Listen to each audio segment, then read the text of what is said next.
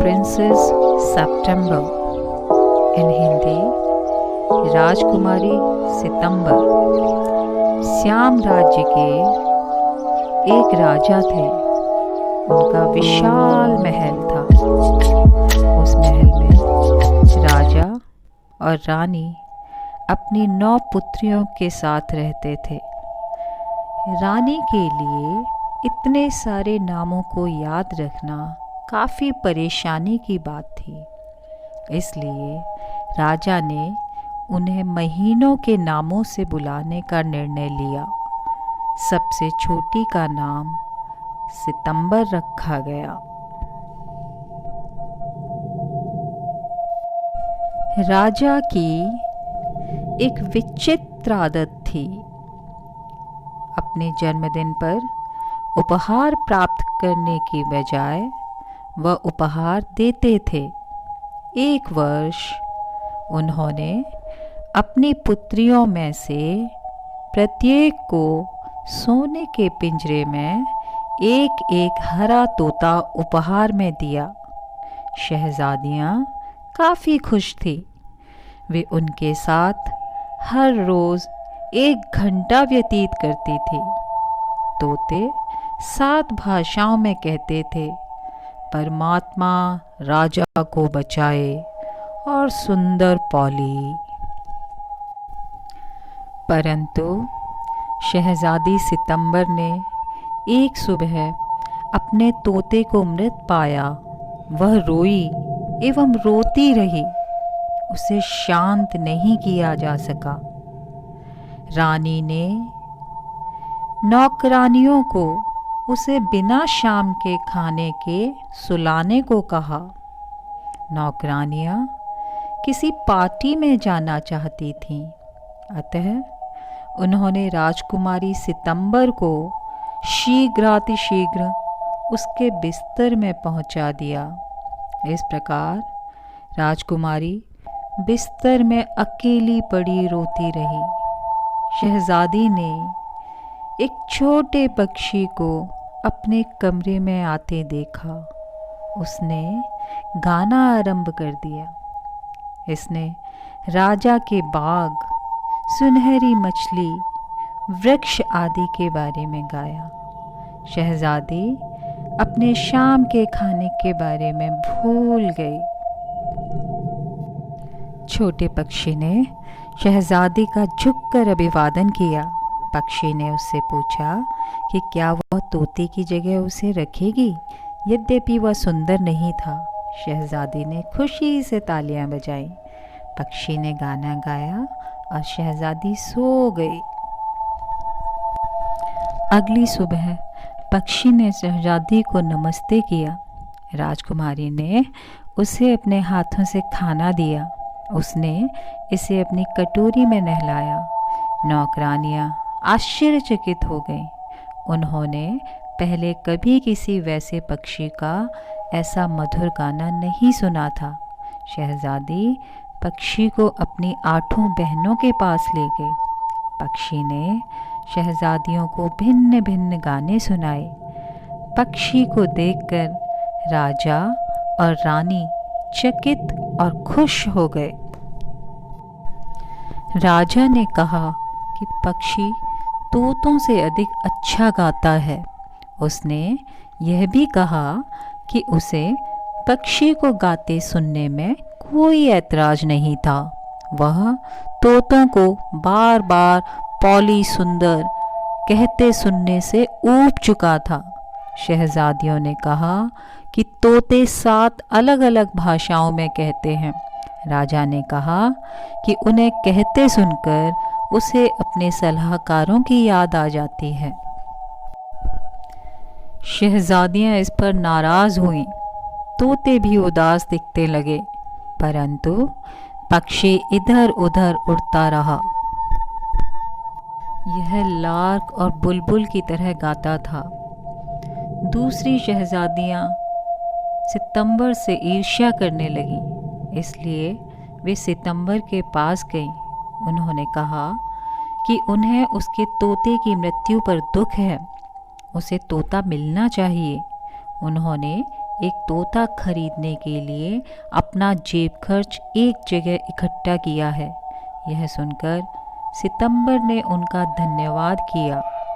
उसने कहा कि उसके पास एक पालतू पक्षी है। यह उसके लिए अधिक मधुर गाने गाता है। वह नहीं जानती कि वह तोते के साथ क्या करेगी।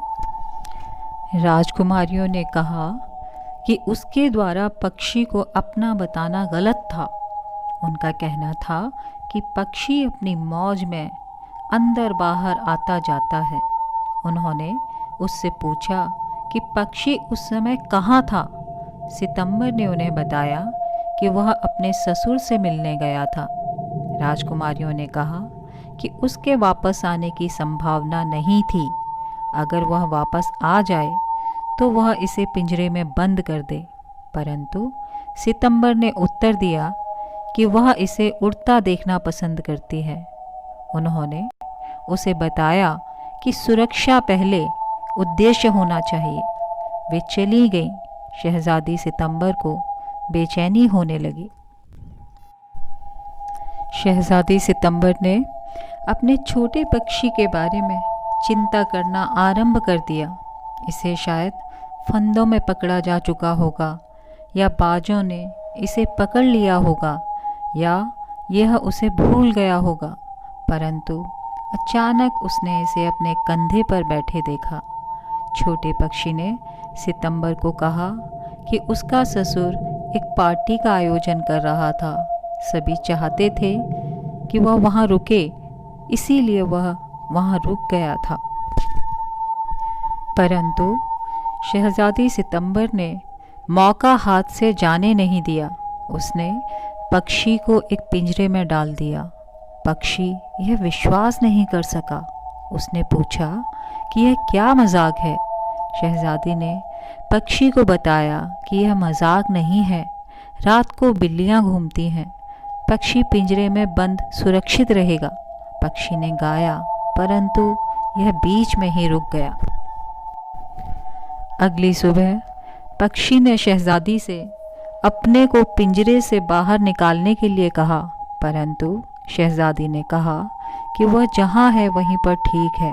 पक्षी ने पिंजरे की सलाखों के बीच से निकलने की कोशिश की, परंतु यह बाहर नहीं आ सका।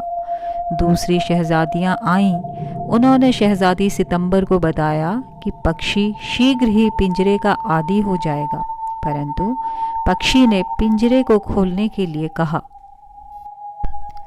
शहजादी ने पक्षी को गाने के लिए कहा, परंतु पक्षी ने कहा कि यह गा नहीं सकता। यह वृक्ष, झील और चावल उत्पन्न करने वाले खेत देखना चाहता है। पक्षी ने नहीं गाया। उसने खाना भी नहीं खाया। दूसरी शहजादियों ने सितंबर को पक्षी के साथ सख्त रहने के लिए कहा।